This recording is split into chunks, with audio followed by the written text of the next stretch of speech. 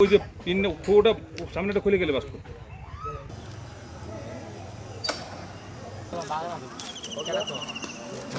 নদীতে মাছ ধরবার জন্য মাছ ধরার যাওয়ার পরে এই জিনিসটি পাইছে, পায়া তারা লোহা মনে করে জিনিসটি সাথে নিয়ে আসে।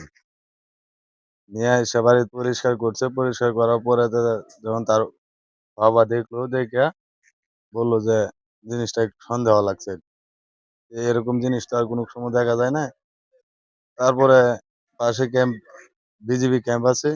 প্রতি সপ্তাহে সর্বোচ্চবার বিকাশ পেমেন্টে 50 জন হবেন পেমেন্ট চ্যাম্পিয়ন। জিতে নিন টিভি সহ আকর্ষণীয় সব প্রাইজ। বিজিবিকে খবর দেয়, তারপর তাৎক্ষণিকভাবে বিজিবি আইসা ওই জিনিসটা বিজিবির হেফাজতে নেয়। মারা গেছে, পরে দেয় এটা লোয়ার মতন করে রয়েছে, পরে আনছে, পরে আনলে আমি কইছি এটা তো এটা কিন্তু কিছু বোমা টমা।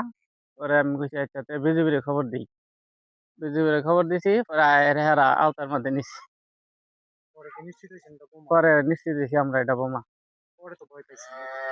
ভয়েরই কথা, ভয় পাইছি এটা বোমা যেহেতু বুঝাই যা গোলা ভারত। আমরা মাছ ধরতে গেছিলাম নদীতে। মাছ ধরার পরে দেখি এটা পড়ে রয়েছে। পড়ে আসার পর আমি কটকটির জন্য এটা নিয়ে আসি। নিয়ে আসার পর এখান থেকে সাফ করে বাবার কাছে দিই, বাবা এটাকে ফেলে দেয়।